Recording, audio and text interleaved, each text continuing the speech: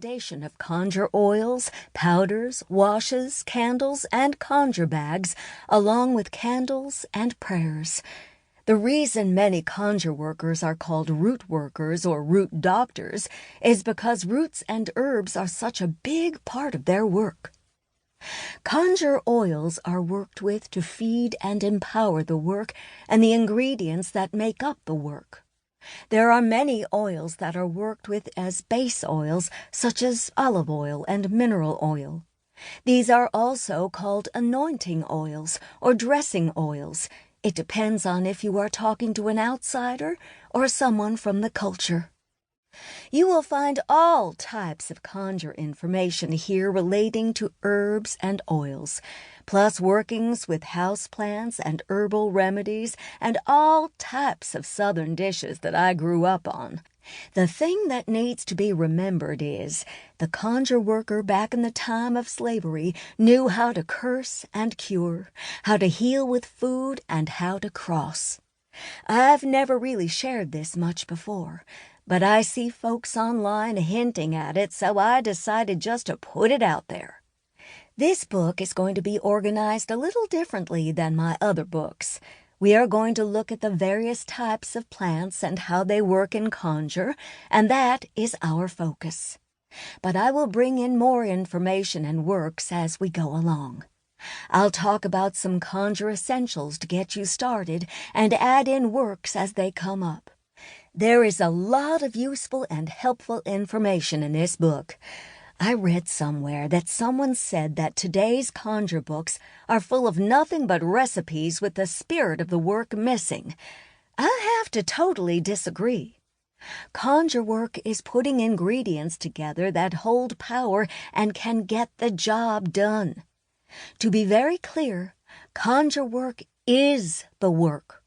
Yes, we all have a spiritual side to us, but this work is all about the roots, herbs, curios, and ingredients that go into the packets, the conjure bags, the medicine bottles, and the power of the prayers and petitions. It really doesn't have much to do with the worker's spiritual side.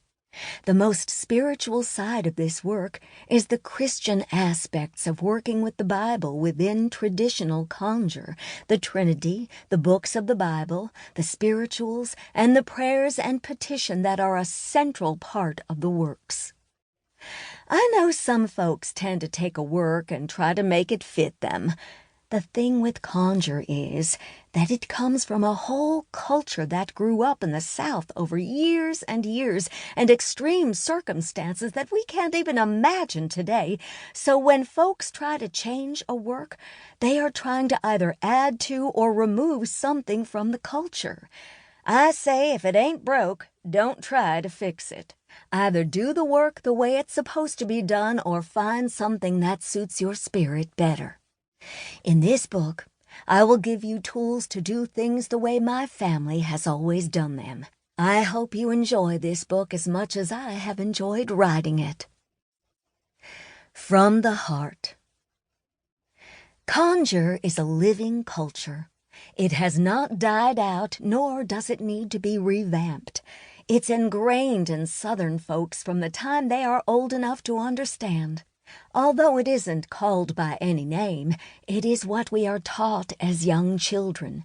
It may be a little different depending on what area you come from, but the foundation will always be similar. Southern children are taught from an early age how to act in public, what to say, what not to say. We are taught to be polite even if you can't stand someone. This is where terms like "bless their heart" comes from.